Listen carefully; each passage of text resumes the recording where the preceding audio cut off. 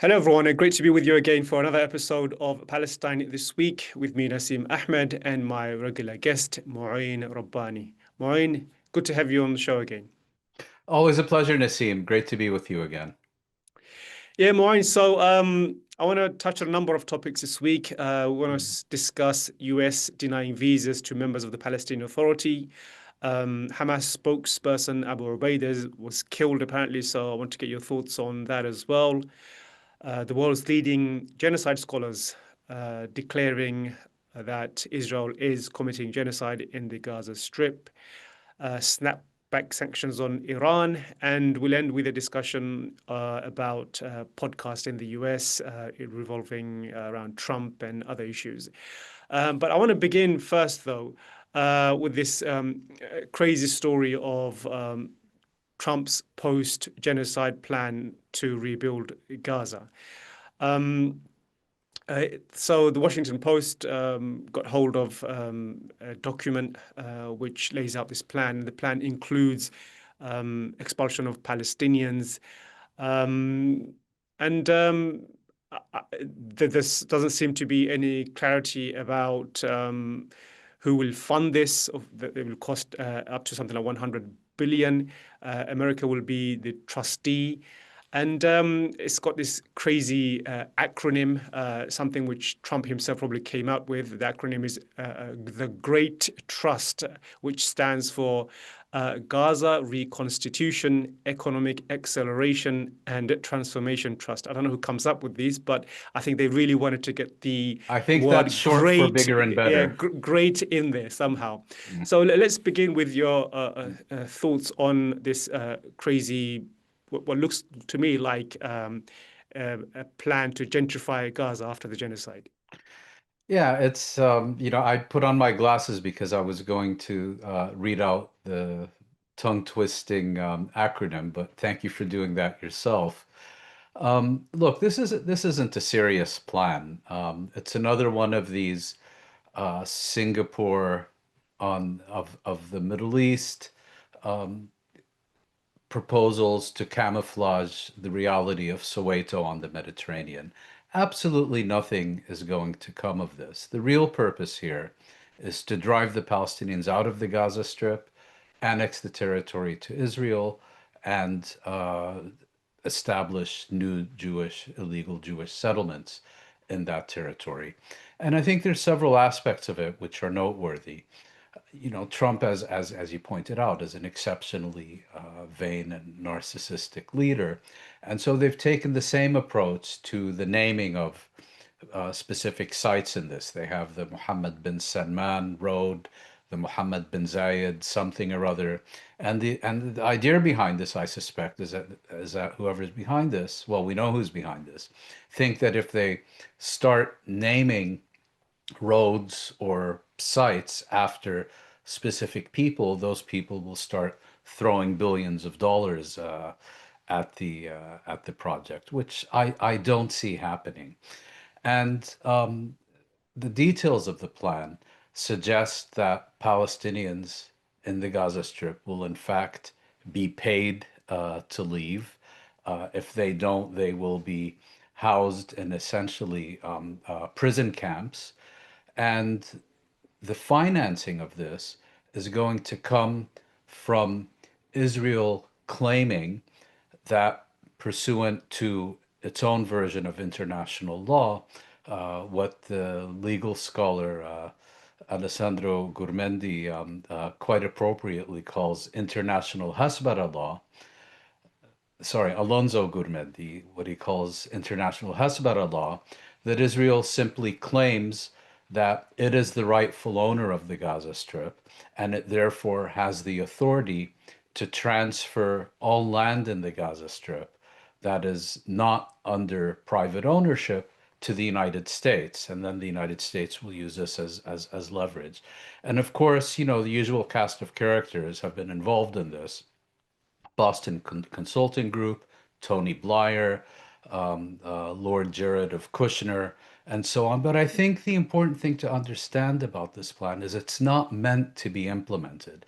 This is not a Palestinian equivalent of Saudi Arabia's NEOM project. This is essentially camouflage to provide cover for a land grab, for mass forcible expulsion, and ultimately for annexation. The only thing that's going to replace the Palestinians, if and when they are expelled from their homeland, are going to be illegal Israeli settlements. So when you say this is a plan which isn't meant to be implemented, I mean, I guess you're probably right in this case. Why do you think that is then? Well, why would they issue a plan which is never going to be implemented? What's the thinking behind that? Are they trying to Well, buy part of it time? is a Are they? key. Sorry, go on. Yeah, sorry, please go ahead. No, are they trying to buy time until Israel clears out Gaza, which has been trying to do for the last 2 years, and at the moment it's will redeploy something like 60,000 reservists to the front line. So, is it to buy time to say, look, we do have a plan, but of course, no one believes that. So, in your analysis, what are they trying to achieve by issuing this crazy plan? I don't think the purpose of this plan is to buy time for genocide.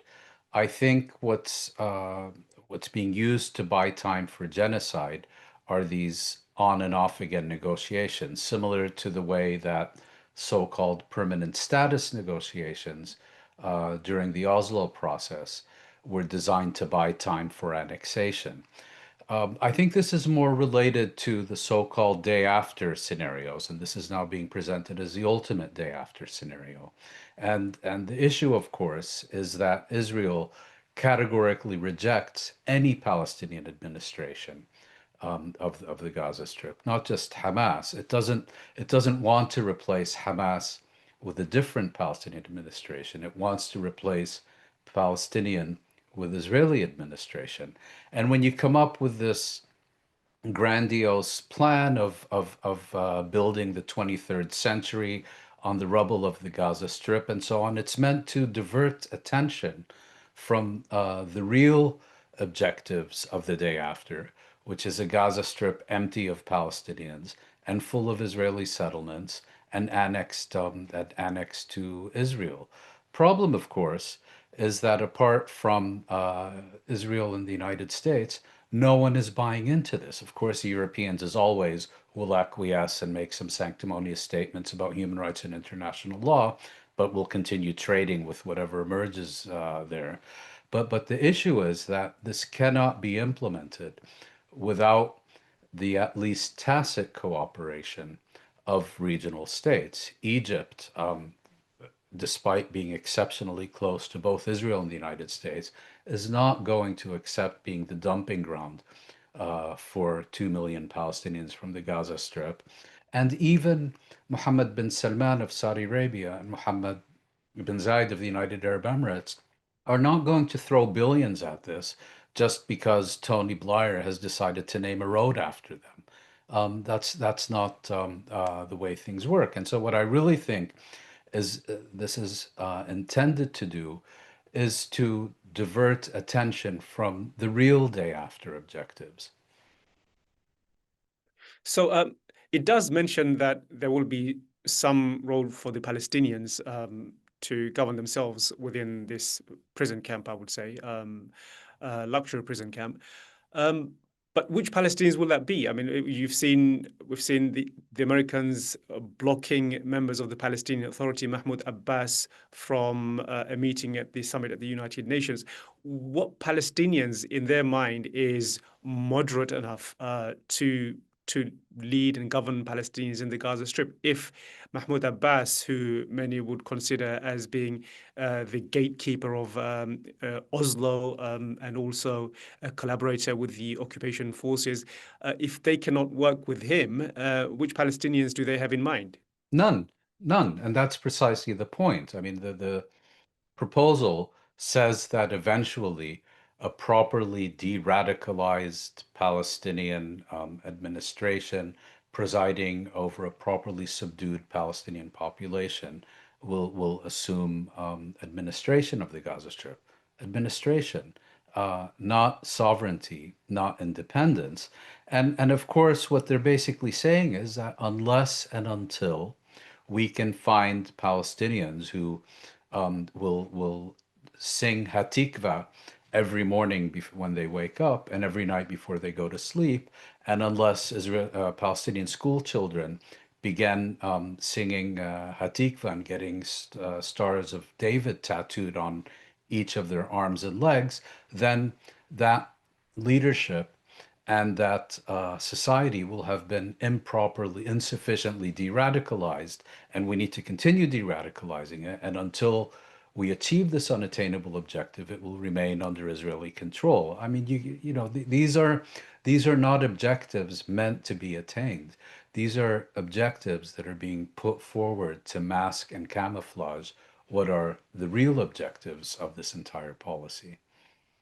And talking about radicalization, most people would assume that, I mean, no solution would work in terms of Israel-Palestine unless you have de-radicalization of Israeli society, not Palestinian society, but Israeli society, because You would think. Israelis have been conditioned, programmed to believe Palestinians are subhuman. You see that in the protests, in the kind of language that comes out. Israelis have been programmed to believe this is their God-given land. There is no reference which you can work with when it comes to Israeli society to have lasting peace with the two communities in more than the various communities in historic Palestine. So you'd think there should be a deprogramming, de-radicalization program itself in Israel for there to be a realistic peace in historic Palestine. Yeah, I mean, if three-quarters or 80% or whatever of Palestinians um, uh, responded in a poll that they think every last Israeli Jew should either be killed or deported to Europe, and starved to death and things of that sort. Well, then we can talk about the kind of education that is necessary to prepare these societies for peace. And of course, most Palestinians absolutely detest Israel and its occupation, similar to any other colonial situation.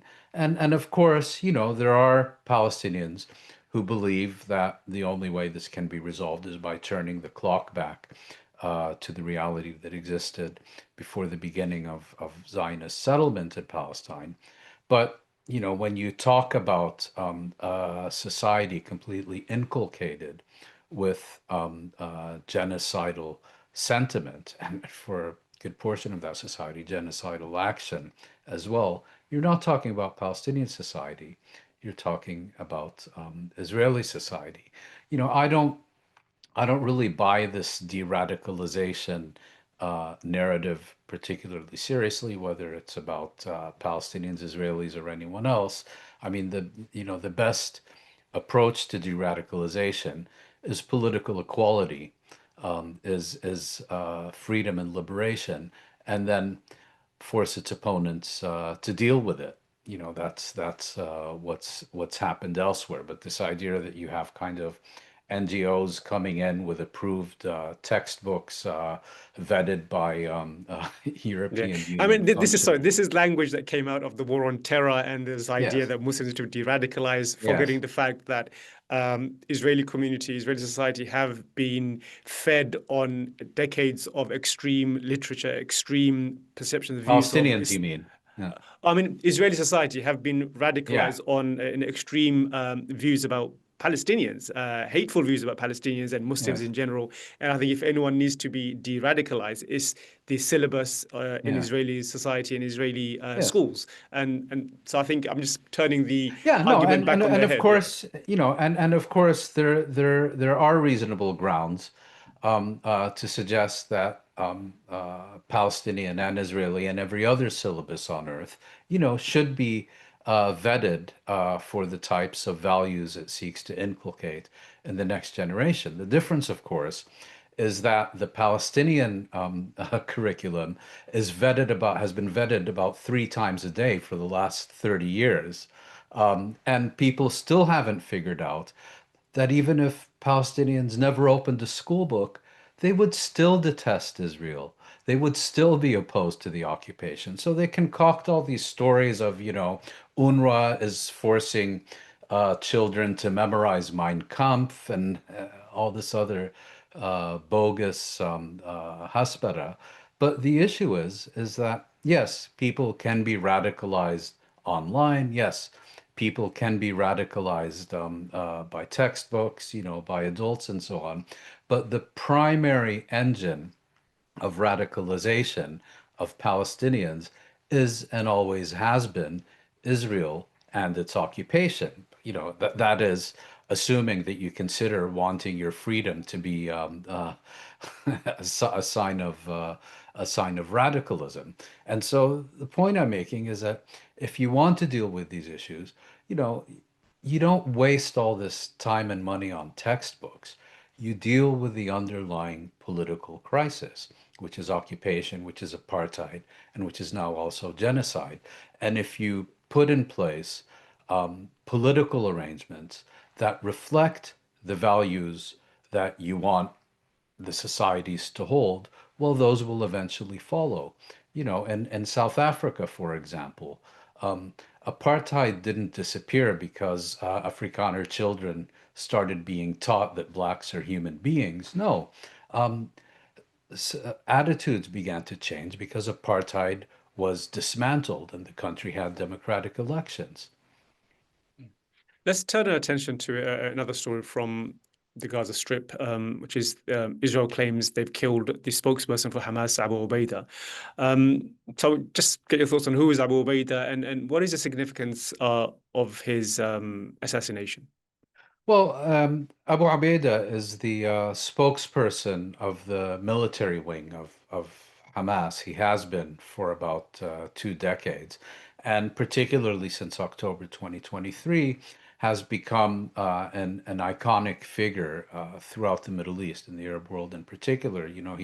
He is the one who issues all the various statements and communiques of Hamas in the Gaza Strip. I mean, even when the senior leaders of the movement, Yahya Sinwar, Muhammad Deif, and others were still alive, it was almost exclusively him who would issue statements on behalf of the movement, and always his face concealed by a red kafia and wearing a military uniform.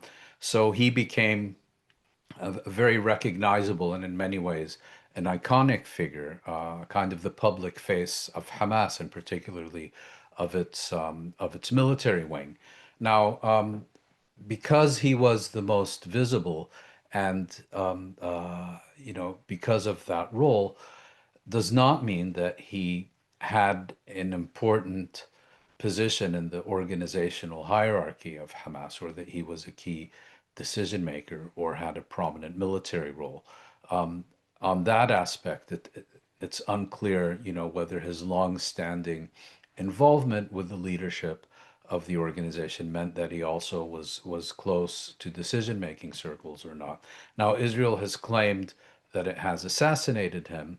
Hamas has not confirmed this, but also thus far has not denied it. So it's quite likely that Israel did indeed manage to assassinate him. And if so, I would describe this as a significant political blow to Hamas. It's certainly a blow to the morale of Hamas. And, particularly when you remove the person who has been the public face of your organization for so many years, that is going to, I think, also project an image that you've been weakened, that you've been successfully attacked, and so on. But if we look at it from an organizational perspective, Hamas has managed over decades to survive a constant stream of Israeli assassinations of senior and less senior leaders, and has adapted to this by becoming a much less hierarchical organization than what might be expected, and has proven particularly adept at replacing fallen leaders and cadres with new ones and regenerating its organizational and military presence. I mean, we see that in the Gaza Strip. Virtually its entire first and second, and to an extent third tier leadership, military leadership at least, and also much of its um, uh, civilian leadership has been assassinated. But the organization remains coherent, remains capable of functioning. Has it been weakened? Undoubtedly. Has it been significantly weakened? Most definitely. But the Israeli approach, which is that if I can just kill one more leader, if I can just get this person out of the way or assassinate that person, that somehow this will change the political equation. They've been doing this for decades, going back to at least the 60s and 70s, and it has never worked. Because again, getting back to the earlier part of our conversation, Israelis have always found it difficult to perceive Palestinians as agents of their own fate. It's always, they're being incited by Yasser Arafat, they're being incited by George Habas, they're being incited by Khalid al-Wazir, and so on, and now they're being incited by Hamas. I mean, you'll recall how often it was said, well, if Israel can only get Yahya Sinwar out of the way, Hamas will either collapse or he's the reason it's not accepting a surrender and all the Israeli conditions for an end to the war. Well, he's been gone for what now? Over a year, I believe, or Yeah. thereabouts. What has changed? He's been replaced, and his replacement has also been assassinated.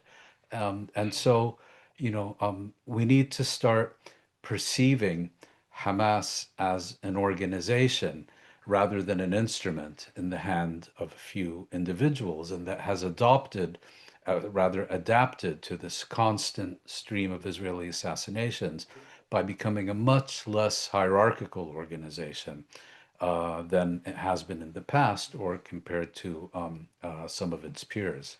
Mhm. I think what you're saying is borne out also by the fact that Israel is redeploying something like 60,000 reservists. That further confirms, Israel has not defeated Hamas and is probably looking at a drawn-out, campaign with no guarantee that it will eradicate, destroy Hamas.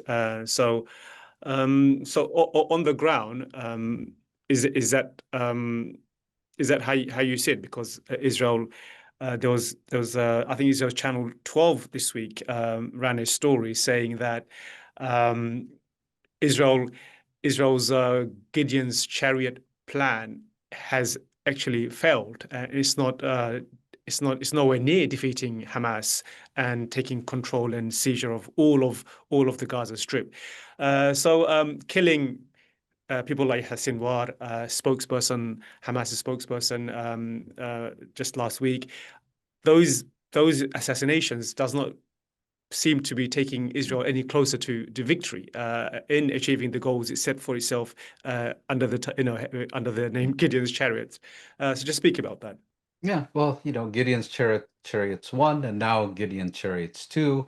And when that fails to achieve its objectives, we'll have Gideon chariots 3 and so on. I mean, what's happening here is that Israel's political leadership, the government, has ordered the military to conduct a campaign which the military feels it is unprepared to conduct and to achieve objectives which the military leadership believes is unattainable. And it's interesting because, as you know, we had a change of guard at the top level of the Israeli military a few months ago. And the Israeli army's chief of staff is now, in fact, a radical right wing fanatic who was personally selected for the post by Netanyahu and came in all gung ho of, I can solve this in 2 weeks because I'm taking all the gloves off and I'm not going to show any of the restraints that supposedly existed during the first year and a half of Israel's genocide in the military campaign. But, reality has a way of presenting itself.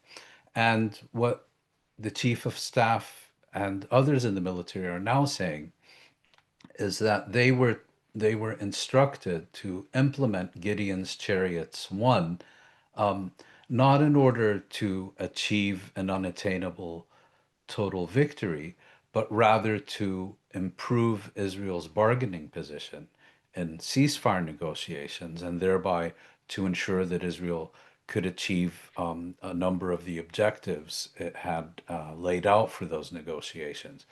But then what happened is that the Israeli government basically renounced those negotiations, renounced achieving a deal, kept changing the terms of the deal, and the military is left holding the bag.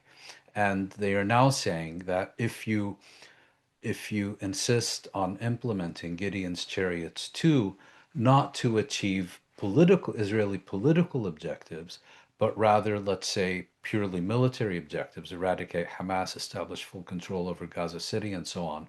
This is going to take at least a year. This is going to drain an already exhausted army. This is going to lead to mounting casualties, etc., etc. The military essentially doesn't want to do this, but is being compelled to do so by its political leaders, and you almost have a situation that approaches insubordination by the military against the government, which is quite telling for two reasons. The first, of course, is that, as I mentioned, the military has increasingly, its leadership at least, and much of its ranks as well, have increasingly drifted to the radical right. So it's not as if you have a significant political chasm between the Israeli government and the Israeli military. But the other is that you now have key forces in the Israeli government, like National Security Minister Itamar Ben-Gvir and Finance Minister Bezalel Smotrich, who, as the analyst Jeffrey Aronson pointed out shortly before October 2023, uh, diverge fundamentally from the traditional Israeli system, if I can call it that, where leaders are generated by the military establishment, ex-generals, ex-chief of staff, and so on. Think of Rabin and Barak and so on, and are now being replaced by people who have built their careers as kind of militia leaders in opposition to the military establishment. And this is kind of a fundamental shift we're seeing, which is also expressing itself, of course, in the West Bank, where you're seeing the business of pogroms and land confiscation and terror increasingly being farmed out to settler militias operating under the protection of the Israeli military. Mm. I wanted to ask you about whether you think Israel is actually concerned about rising opposition. It seems like it's in its own bubble. It wants to carry out the genocide and implement the plan to ethnically cleanse Palestinians off Gaza, because every week there's organizations after organizations coming out saying what Israel is doing amounts to a genocide. Of course, Israeli propagandists in the West come to Israel's defense and say, no, these are all anti-Semitism. Of course. They're not founded on any evidence, things like that.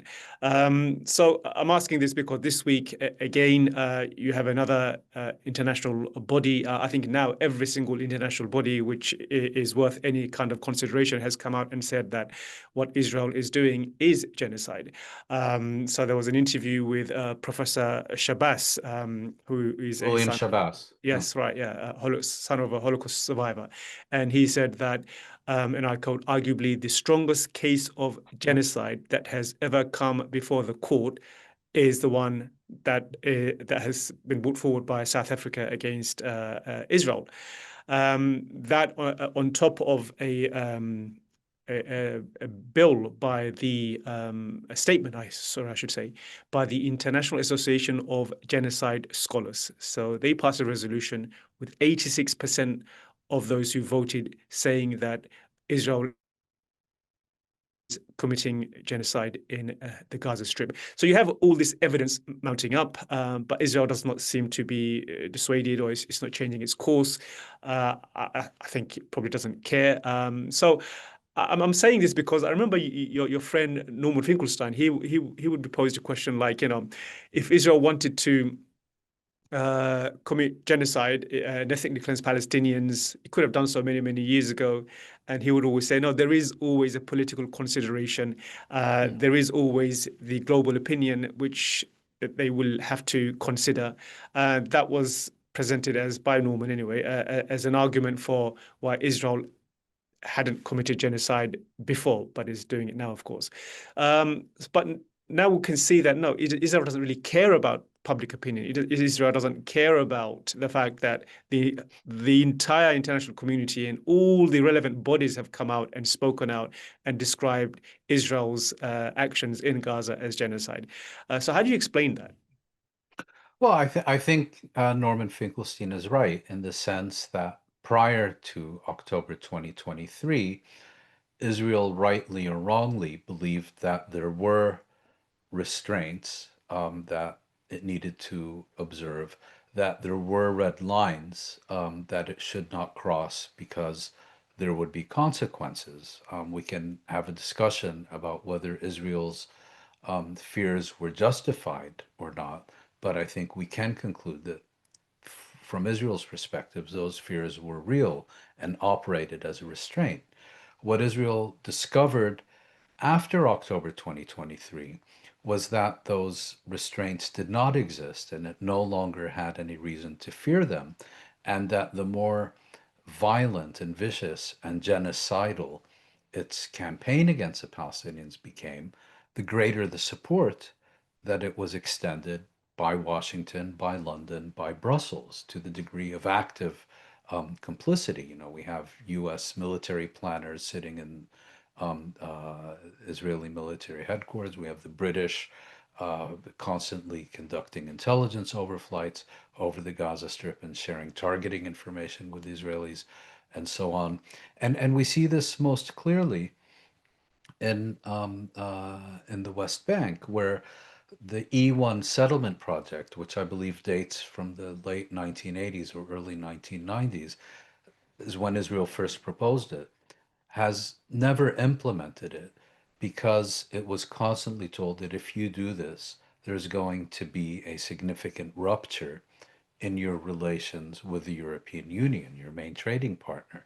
Well, now in 2025, 2 years into the genocide, Israel has finally concluded that it can and should proceed with this plan because the Europeans will pretend they never opposed it. And that's exactly what's happening. Israel's proceeding with it. You never hear the words E1 in Brussels anymore. You know, Israel has been given carte blanche.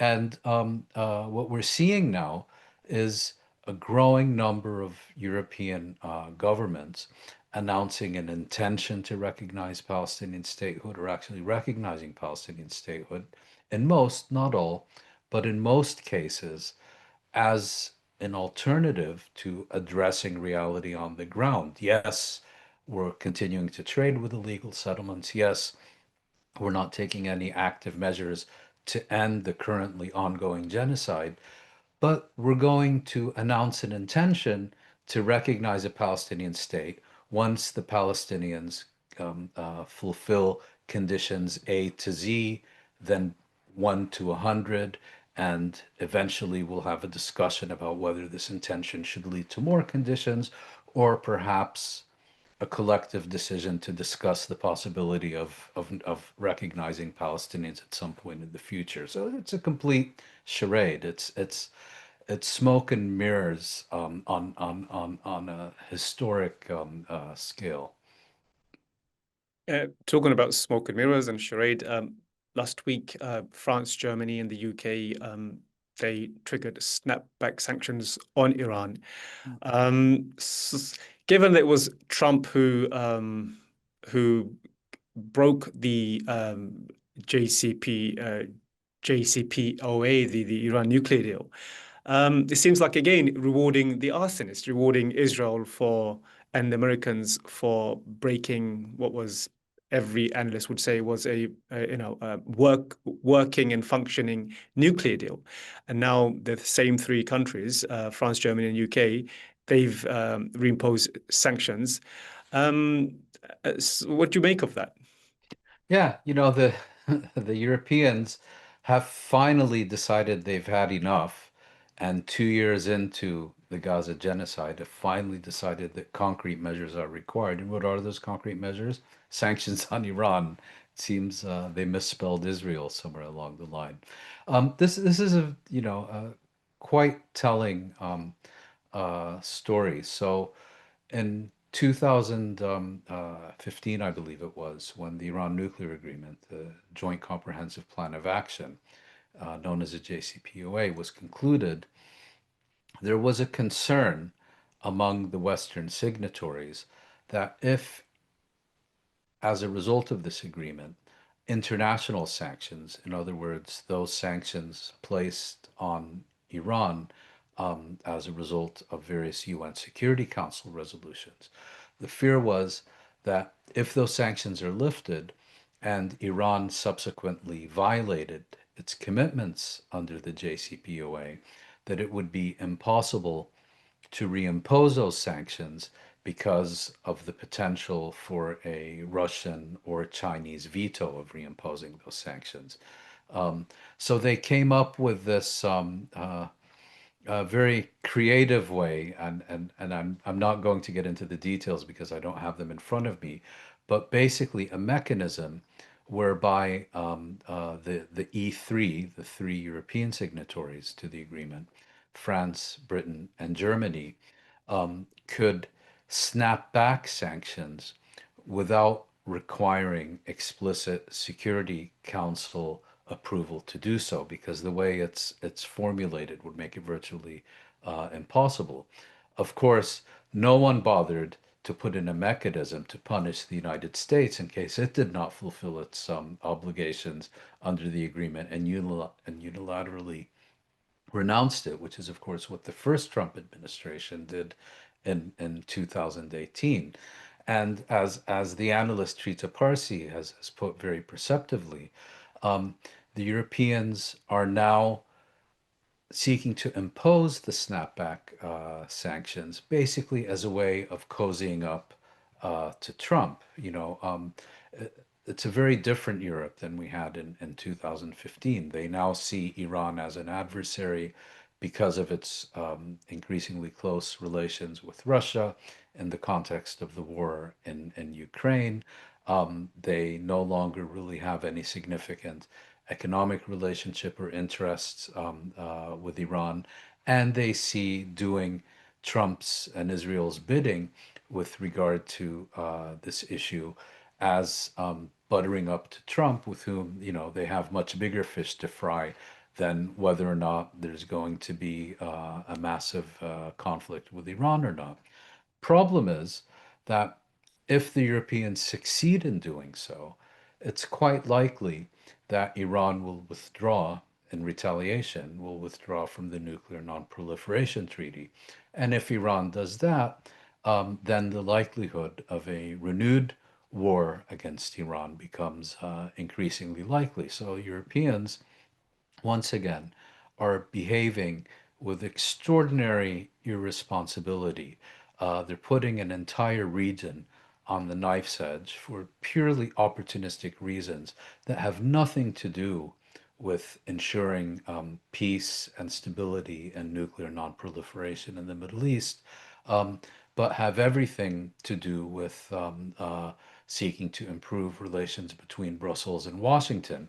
And of course, if you look at the demands that the Europeans are putting on the Iranians, that zero enrichment, well, that was never an issue. They want Iran to return to the negotiating table and so on. Well, the Iranians were actually on their way to the negotiating table when Israel, with US and European blessing, launched an unprovoked war of aggression on Iran in June. And I think another issue to bear in mind is that prior to Israel unleashing its war against Iran in June, the Europeans, for the first time in 2 decades, voted for a draft resolution in the International Atomic Energy Agency that censored Iran for non-compliance with its obligations. And that was seen as somehow providing, let's say, the justification for Israel's initial attack. So the question now becomes, if the Europeans successfully reimpose international sanctions on Iran, will Iranians see this as signs of an imminent new attack on their country?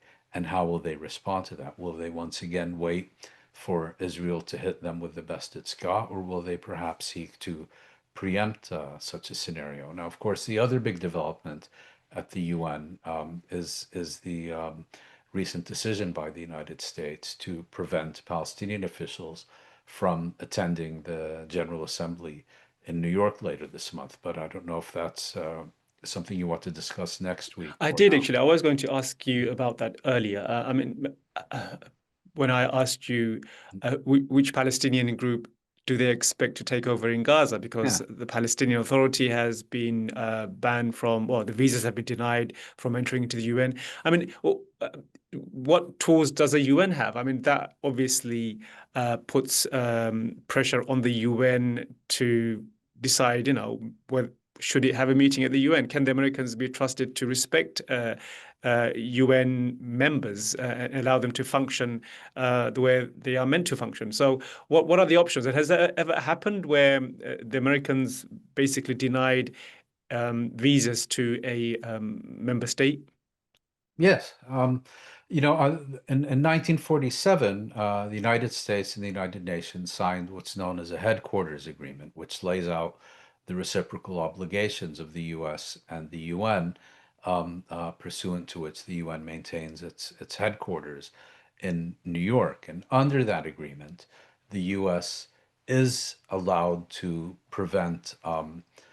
is allowed to deny people seeking to visit UN headquarters a visa, a US visa, but to do so, it has to have very compelling national security grounds to do so. So, it could be, for example, someone claiming, yeah, I'm going to the UN, but I'm really going to to shoot up the White House, or someone who has bubonic plague.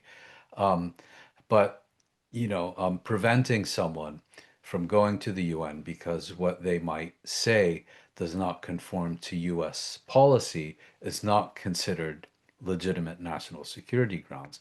This has happened once before. In 1988, General Assembly invited the Palestinian leader Yasser Arafat to address it in December of 1988, shortly after the PLO's Palestine National Council proclaimed Palestinian statehood. The PLO was engaged in a peace offensive at the time. Arafat had planned to address the international community via the UN General Assembly and explain, how that the PLO had now come to accept the 1947 partition resolution, accepted United Nations Security Council resolutions 242 and 338, and was seeking to establish a Palestinian state that would live alongside Israel and in peace with it, rather than the traditional Palestinian political program of the full liberation of Palestine, which would replace Israel. Um, this did not suit either Israel or the United States, and the Reagan administration at the time denied Arafat a visa, saying, he was coming to blow up the World Trade Center or something. I can't remember exactly what their excuse was. And an outraged international community relocated that session of the General Assembly from UN headquarters in New York to UN headquarters in Geneva, basically saying that they're not going to accept the U.S. subordinating the UN to its own Middle East policy priorities. And it was a well-known incident. Arafat traveled to Geneva, gave a speech to rapturous applause, and it was seen as an open defiance of the United States by the international community, basically saying, if you don't respect the headquarters agreement, we have other options. What the US has now done is an even more brazen violation of the headquarters agreement, because it's not saying that there is a particular individual who wants to ban from visiting the UN for national security reasons, it is saying that it is refusing to issue a visa for any member of either the Palestine Liberation Organization or the Palestinian Authority. No member of either organization is going to be allowed to participate in the upcoming 80th session of the United Nations General Assembly. The only exemptions are issued to currently serving members of the Palestinian delegation to the UN. The motives are very similar. It's widely expected, as we were discussing earlier in this conversation, that a number of Western governments will either recognize Palestinian statehood or will announce an intention to recognize Palestinian statehood.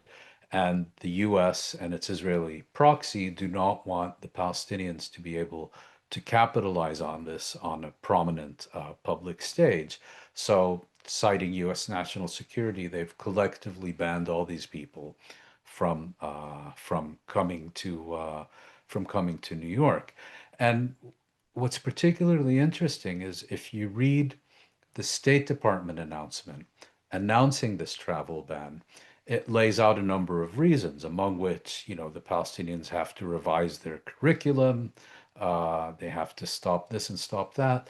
And among the reasons it gives for this decision is that it wants the Palestinians to cease seeking justice and from international legal institutions. In other words, it has defined the Palestinian recourse to the International Court of Justice and to the International Criminal Court as a form of terrorism, that and as such is seen by the US as a legitimate reason to deny Palestinian participation in the UN General Assembly. The broader message is we don't care whether your opposition to Israel consists of offensive attacks in southern Israel, like October 7th, um, popular protests, going to the ICC, or anything. As far as we're concerned, any opposition by any Palestinian against any Israeli policy anywhere, anytime is by definition terrorism, whether you're holding a gun, a pen, or a briefcase. And that is very revealing because has been the argument of Palestinians. What do we have left as options to resist Israel's genocidal campaign against us? All the peaceful means have been obstructed. And when we do seek peaceful ways of resisting Israeli occupation, we are punished. And this is, of course, another example of that. And I guess in the long term, it emboldens the non-peaceful resistance, wouldn't you say? So the PA, Palestinian Authority, for the last 3 decades or so has made concessions, has recognized Israel, has, as far as many Palestinians are concerned, caved into every single Israeli demand, and they've got nothing to show for all those concessions. So if anything, what the Americans and the Israelis have shown is they've reinforced the other side of the argument that you've left no hope. All the peaceful measures and paths have been blocked. What can we do? I mean, if you want to comment on that, you can. If not, we'll move to Turkey, which I think is another big story from last week. Turkey announcing that they will stop all economic ties with Israel. Turkey, of course, is one of the regional powers. Israel's dominance in the region undermines, I would say, Turkey's ambition. There's always been a criticism within the Muslim world. Turkey has one of the biggest military powers, but yet does nothing. Erdogan has been all talk, but has never really done anything. In this case, he has done something, but I'm confused about the timing. Why now? I mean, is it just Gaza, the genocide in Gaza, or is it also what's happening in Syria?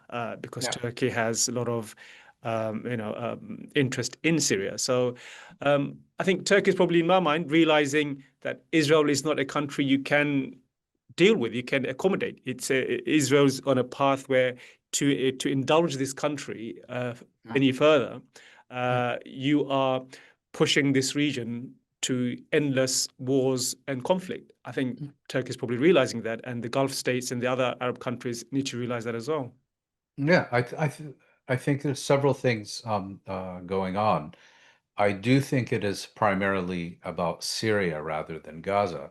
As you know, Turkey was effectively the big winner with the change of regime in Syria at the end of last year, and is now seeing the new Syrian government being systematically weakened and undermined by Israel with its constant air raids, including in the center of Damascus and so on.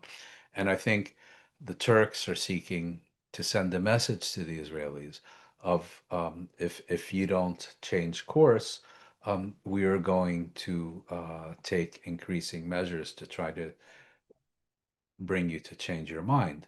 And now they have prevented all Israeli ships, I believe, from docking in Turkish harbors.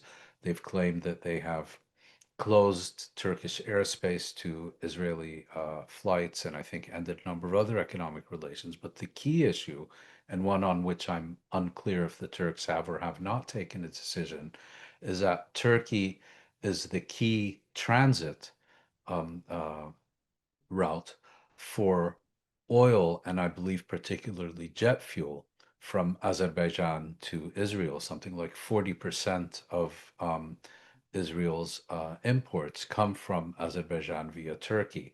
And the unanswered question, I'm unclear about whether or not Turkey has taken a position on this. And if it hasn't, it kind of really marginalizes the significance of the other decisions it's taken and makes and gives them more of a symbolic than substantive character. That's as far as Turkey is concerned.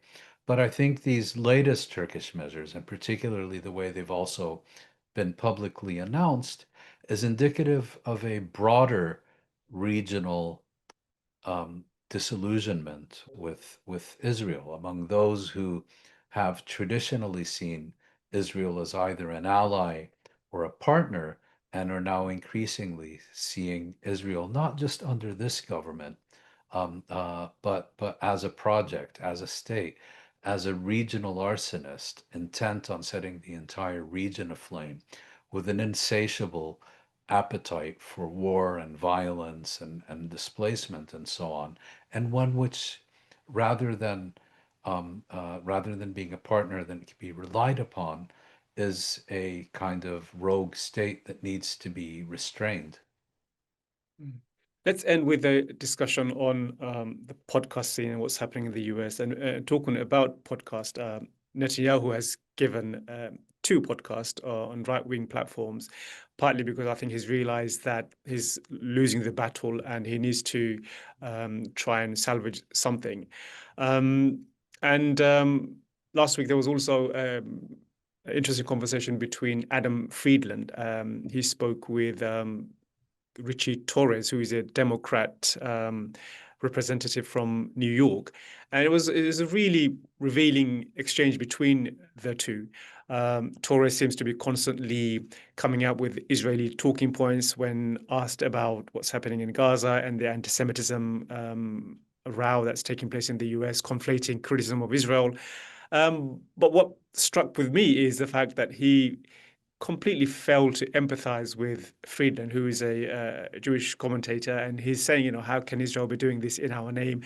And the fact that Israel does this, is carrying out genocide in the name of Jews, he's basically saying that inevitably would lead to some spike in anti-Semitism. But he's saying, Jews being taunted in the US, you cannot compare that to the genocide that's taking place in the Gaza Strip. And Torres just had no comeback to that. And so, yeah, you can comment on that. But also, I think Trump came out today, I think it was yesterday, in an interview. He said that the Israeli lobby is losing power and influence, and the bipartisan support that Israel has enjoyed for decades and decades is fractured. And he went on to say that there was a time when Congress members could not say anything critical of Israel, but now they can. So Trump himself is confirming what many have been saying, that Israeli American politicians and Congress members have been bought, but now this bipartisan support is fracturing, is cracking, and polls are showing that. Just yesterday, another poll came out and which showed that even American Republicans, the majority of Republican voters now are against Israel. So there's a lot of currents that are going in the anti-Israel direction, and the podcast world and the polls are all kind of reflecting that. Yeah, I mean, for decades, there has been a code of omerta in the US, particularly in the US Congress, regarding Palestinian rights. You want to ruin your career, you want to commit political suicide, all it takes is one word, Palestine. And that is now completely changed. I mean, and it's not just ideological in the sense, well, there aren't really any ideologies in the U.S. parties, or at least no significant ideological distinctions. The point I'm trying to make, it's not something that is taking root among left-wing Democrats. We're seeing it across the spectrum, and it's not just political; it's also generational. I've always believed that Israel's most significant strategic achievement during its entire existence has been securing the bipartisan support of the US political elite. In other words, it didn't really need to have a meltdown whenever a Republican was replaced by a Democrat or a Democrat replaced by a Republican. That may have been a big deal for other US proxies around the world, but for Israel, it always felt as secure with a Bill Clinton as it did with a George W. Bush. Biden or Trump equally reliable. The problem for Israel is that it has not only participated in the destruction of this bipartisan support for Israel by increasingly aligning itself exclusively with the Republican Party and the Christian fundamentalist movement, but it is now even beginning to lose support among traditionally pro-Israeli right-wing American politicians and commentators and so on. We've talked about this before. People like Steve Bannon and Tucker Carlson are, I think, very good examples. And these are people who traditionally would have been very gung-ho about anything and everything that Israel does, but are now. Bannon had treated Parsi on his Yes, show. That's exactly. that's, that's quite Exactly. extraordinary. Who would have thought, you would have thought he would have only had people like Smotrich or people to his right. Um, but they're now, from their perspective, wrongly, I think, but that's their perspective, the US is being manipulated by Israel into fighting Israel's wars in the Middle East. I mean, they have difficulty thinking of their own country as a superpower that's giving orders to its proxies, but that's a different discussion. But what I found so fascinating about the interview between Adam Friedland, a comedian who has this podcast with Ritchie Torres, is that Torres is the personification of the old guard. For him, Palestine is still omerta. He still observes a code of silence. Um, and you have his interviewer is Jew who spent significant part of his youth in South Africa, lived in Israel for a while, and and basically looking at Israeli-Palestinian relations when he was there led to his exit from Zionism. And he's constantly appealing to Torres to show some humanity, to demonstrate that he has even an inkling of human feelings towards um, uh, any Palestinian. And he fails. He can't elicit, besides one statement from Torres that it's a tragedy because every war is a tragedy. That's as close as he gets to acknowledging that anything has ever happened to any Palestinian at Israel's hands. And it's not for Friedland's lack of trying. He makes repeated efforts, and all he gets are these talking points, to the point where Torres, who I believe is Hispanic American or African American or both, or I think whatever, African American. accuses Friedland, who's Jewish, of justifying anti-Semitism. That's how far gone these people are, and yes, Torres is bought and paid for by AIPAC and all the rest of it, but the guy just comes across as a total automaton, a robot. It's kind of, you put the coins in, you press a button, and you know exactly what he's going to say. Yeah. I think a line that was said by Peter Beinart kind of sums up the situation. Or in a tweet, he said, if politics is culture, if politics is downstream from culture, then the US, then Israel can say bye-bye to bipartisan support, meaning, in a Yes, few years' time, American culture has shifted so much, you'll see that being translated into politics and bipartisan support, which Israel, I think we would say, as you said, is a pillar of Israel's ongoing dominance in the Middle East. That pillar will completely be destroyed and dismantled. certainly. And I do believe, as I said, is Will the it case. come fast enough? That's the open question. Yeah. Thanks, Moin, as always, for your insight. Thank you, Really a Nassim. pleasure speaking to you. See you again next Likewise. week. And see you also. Thank you for tuning in. And do remember to like and subscribe and try and promote this podcast. Thank you so much. Bye-bye.